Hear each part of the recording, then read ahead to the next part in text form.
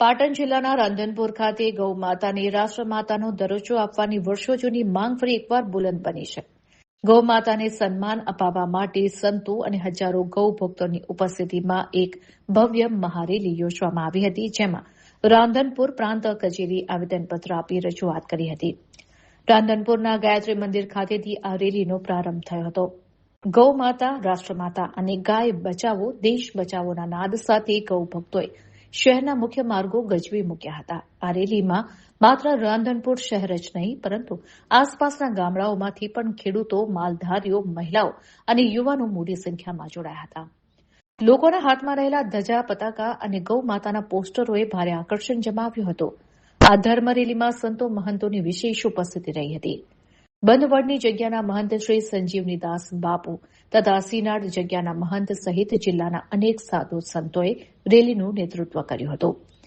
મહંત શ્રી સંજીવનીદાસ બાપુએ જણાવ્યું હતું કે જે ગાય મનુષ્યને જન્મથી મરણ સુધી પોષણ આપે છે અને આપણી ખેતી તેમજ પર્યાવરણને સદ્ધર રાખે છે, તેને રાષ્ટ્રમાતાનો દરજ્જો મળવો જ જોઈએ.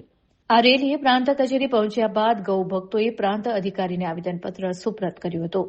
પ્રાંત અધિકારીએ આ માંગણી સરકાર સુધી પહોંચાડવાની ખાતરી આપી હતી.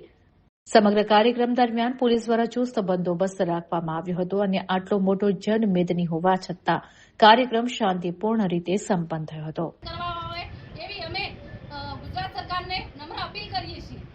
આજે અમે 7/5/2026 રોજ મામલતદાર કચેરીમાં પ્રાર્થનાપત્ર રજૂ કરવા આવ્યા હતા.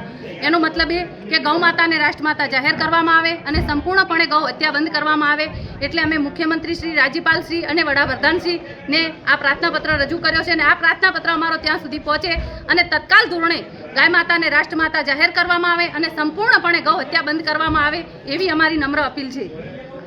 ભારતમાંથી ગૌ માતાની હત્યા બંધ થાય તથા ગૌ માતાને રાષ્ટ્રમાતા જાહેર કરવા આવે, એના માટે સમગ્ર ભારતમાં 27 તારીખના રોજ એક મોટું આવેદનપત્ર આપીને એક અભિયાન ઉપાડવામાં આવેલું. આ સંદર્ભમાં ગુજરાતમાં 7 તારીખ નક્કી કરવામાં આવેલી. આજે રાધનપુર નગરમાંથી મોટી સંખ્યામાં લોકો ગૌ માતાને રાષ્ટ્રમાતા જાહેર થાય તથા ગૌ માતાની હત્યા બંધ થાય, એના માટે કલેક્ટરશ્રીને, પ્રાંત કલેક્ટરશ્રીને પ્રાર્થનાપત્ર સુપ્રત કર્યું છે.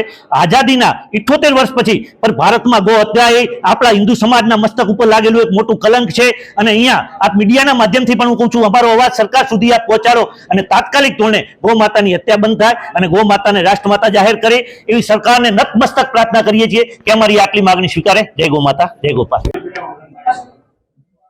ગાઓ વિશ્વસ્ય માત્ર આદિ અનાદિકાલથી જ્યાંથી સનાતન ઉદ્ભવ થયું છે, હજારો વર્ષોથી ગાયોનું ખૂબ સુંદર સેવાનું પ્રકલ્પ રહી છે અમારી.